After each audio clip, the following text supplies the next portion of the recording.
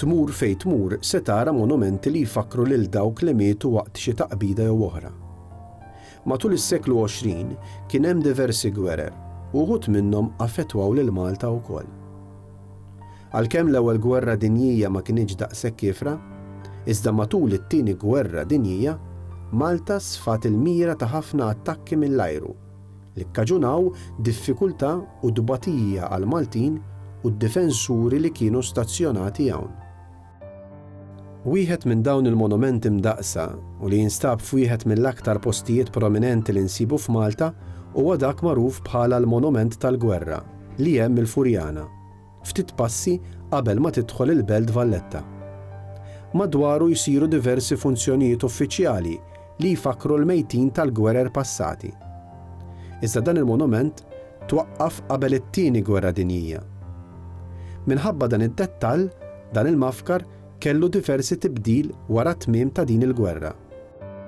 Kien fil-11 ta' Novembru tal-1938 li l-Gvernatur ta' Malta ta' dak iż-żmien, Sir Charles Bonham Carter, inawgura l-mafkar li twaqqaf ħalli jfakkar il-Maltin tal-ewwel gwerra dinjija.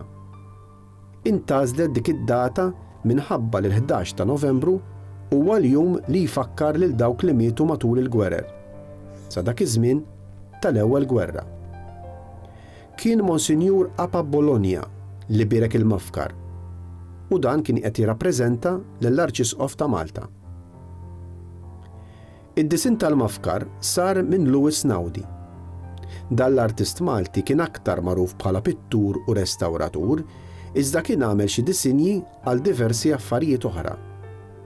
Kien studja l-ewwel f'Malta u mbagħad ħa borża ta' studji Ruma. Wara li rritorna lura lejn Malta, beda jaħdem mad-Dipartiment tal-Mużewijiet bħala restawratur. Diversi xogħlijiet minn tiegħu jinsabu f'kollezzjonijiet privati. Il-mafkar huwa sempliċi, iżda sinifikanti ħafna. Huwa f'forma ta' salib Latin u taħt kull saf ta' salib hemm salib ieħor ftit akbar. B'hekk naraw numru ta' slaleb wieħed fuq l-ieħor.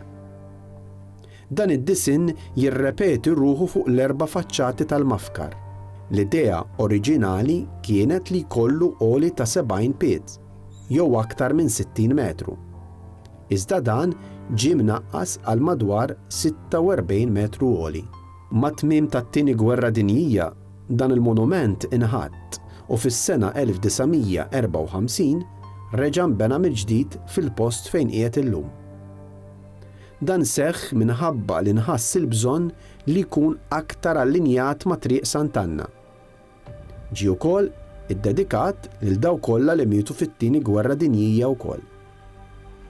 Barra minn hekk, mal-faċċata tiegħu ġiet imnaqxa l-bandiera ta' Malta bil-George Cross, kif ukoll kopja tal-ittri li kienu bagħtu lil Maltin ir-Re George V tal-Ingilterra u l-President Roosevelt tal-Amerika.